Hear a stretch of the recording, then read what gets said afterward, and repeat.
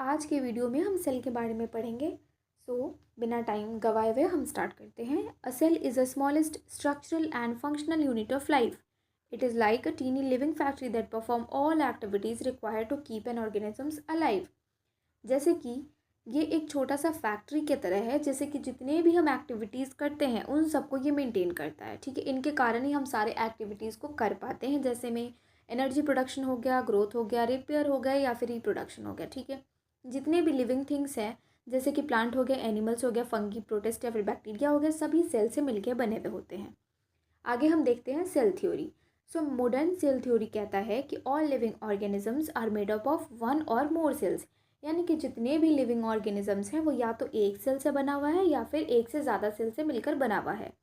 Cell is the basic structural and functional unit of life. All cell arise from pre existing cell by cell division. यानी कि जितने भी cell बनते हैं वो प्री एग्जिस्टिंग सेल से ही मिलकर बनते हैं. ठीक है, जैसे कि पहले से कोई सेल है उससे डिवाइड होकर फिर आगे का सेल बनेगा. Cell contain genetic material DNA which is pass to the next generation.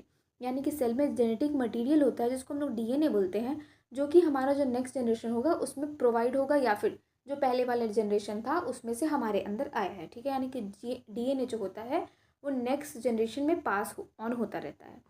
All cells have similar chemical composition, जैसे कि प्रोटीन, लिपिड, न्यूक्लिक एसिड. यानी कि सभी सेल में सिमिलर केमिकल कंपोजिशन होते हैं. ऐसा नहीं है कि एक सेल में अलग होगा दूसरे सेल में अलग हो जाएगा. ठीक है, energy flow occurs within cell, metabolism happen inside the cell.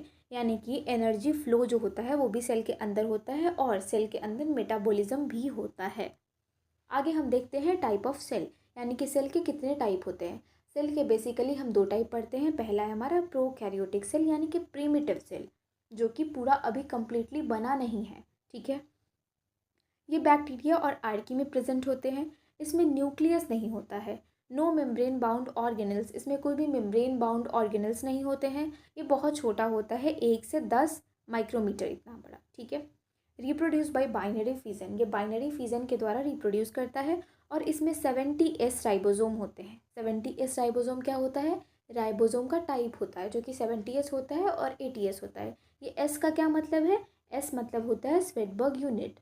ठीक है, अब हम देखते हैं यूकैरियोटिक सेल. ठीक है, एडवांस्ड सेल्स होते हैं जिसमें सभी जो सेल के पार्ट होते हैं वो सब कुछ डेवलप्ड रहते हैं. ठीक है, found in plants, animals, fungi and protist.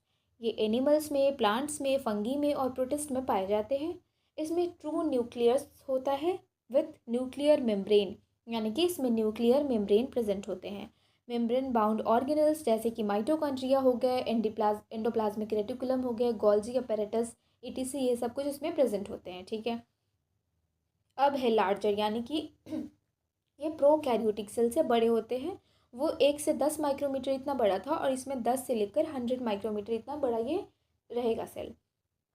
Reproduce by mitosis और मियोसिस, ये माइटोसिस प्रोसेस से भी रिप्रोड्यूस करता है और मियोसिस से भी. ठीक है, अब है हैव 80S राइबोसोम. इसमें 80S टाइप राइबोसोम पाए जाते हैं. S मतलब क्या था?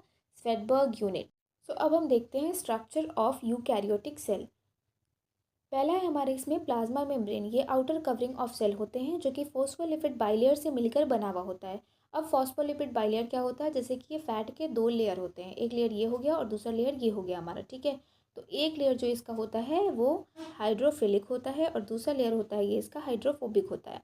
हाइड्रोफिलिक मतलब कि हाइड्रोफोबिक.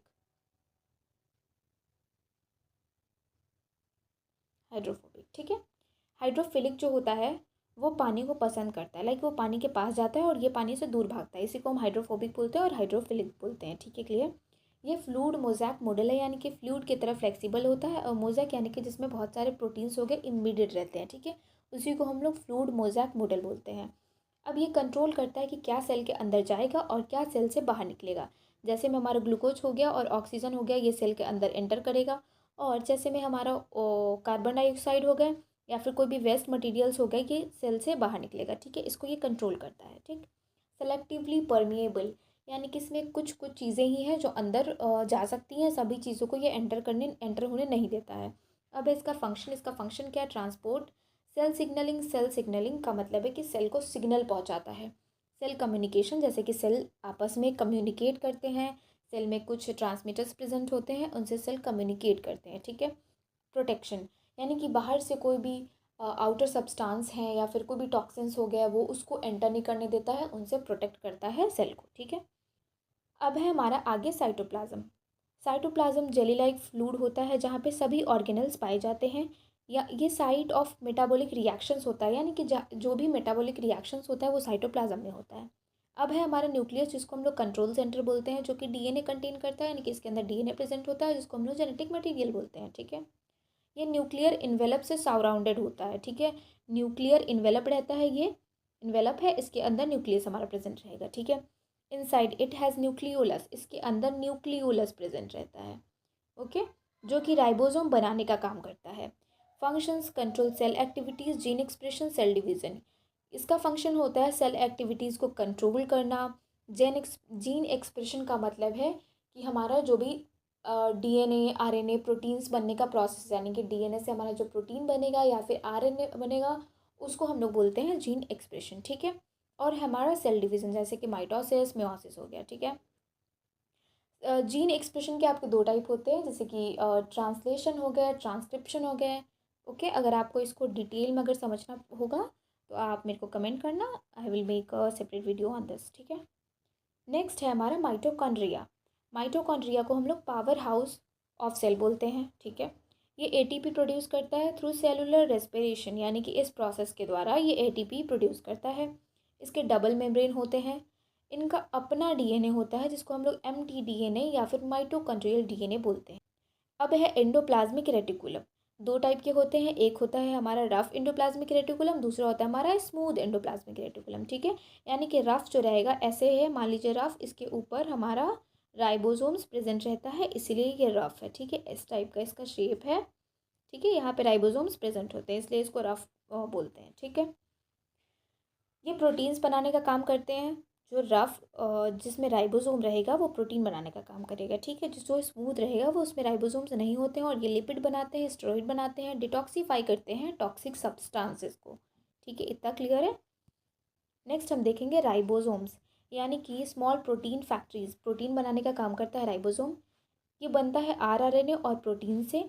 यूकैरियोट्स में एटीएस होते हैं, एस का मतलब है स्वेटबर्ग यूनिट, और प्रोकैरियोट्स में होते हैं 70 एस यूनिट, ठीक है।